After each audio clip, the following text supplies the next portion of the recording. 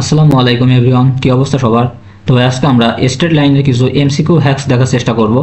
তো আমাদের প্রথম যে টাইপটা আছে এটাতে আমরা ভাই পোলার থেকে কিভাবে কার্টেসিয়ানে ট্রান্সফার করতে হয় এটা দেখার চেষ্টা করব। তো আমি জানি তোমরা মূলত x equal to r cos theta, y equal to r sine theta এই সূত্র দিয়ে ভাই এই প্রবলেমগুলো এমসিকিউতে সলভ করার চেষ্টা করো।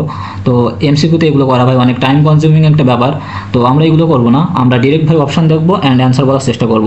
তো আমাদের ভাই প্রথম যে প্রবলেমটা এটা দেখো দেওয়া আছে যে √2,5π/4 এই বিন্দুটির কার্টেসিয়ান স্থানাঙ্ক তোমাকে এনারা বের করতে বলছেন। তো তুমি সিম্পলি ভাই এটা তো মূলত তোমার পোলারে দেওয়া আছে তাই না, এটা তোমার পোলারে দেওয়া আছে। তো পোলারে যদি দেওয়া থাকে আমাদের থেটা হচ্ছে তোমার 5π/4 তাই না, আমরা জানি পোলারে ভাই আর থেটা হিসেবে বিন্দুকে কাউন্ট করা হয়। তো দেখো 5π/4 এটা তোমার মূলত 5 × 45, তার মানে এটা তোমার ভাই 225 ডিগ্রি তাই না। তো 225 ডিগ্রি আমরা থার্ড কোয়াড্রেন্টে মোটামুটি 225 ডিগ্রি থার্ড কোয়াড্রেন্টেই পড়ে তাই না, থার্ড কোয়াড্রেন্টে পড়ে।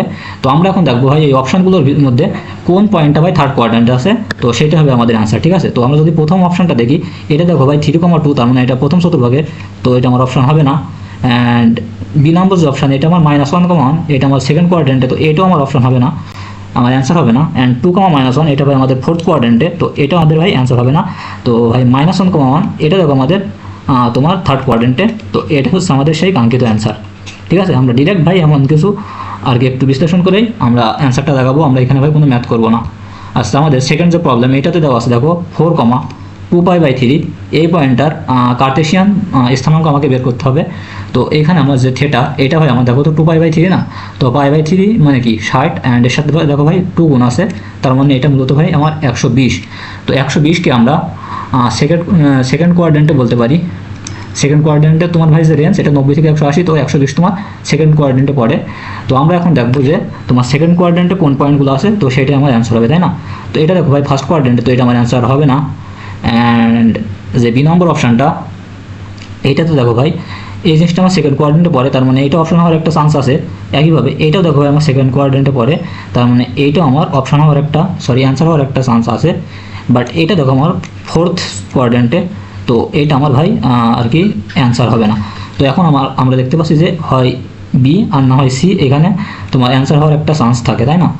তো যখন তোমার কাছে ভাই এমন দুইটা অপশান চলে আসবে তখন তুমি কী করবা, তুমি সিম্পল আর এর সাথে তুলনা করবা। ঠিক আছে, তোমার যে গিভেন যে পয়েন্ট এটা আর দেখো ভাই 4, এখন তুমি যদি এই সি পয়েন্টটার আর বের করতে যাও তো আর ইকুয়াল টু √x² + y²।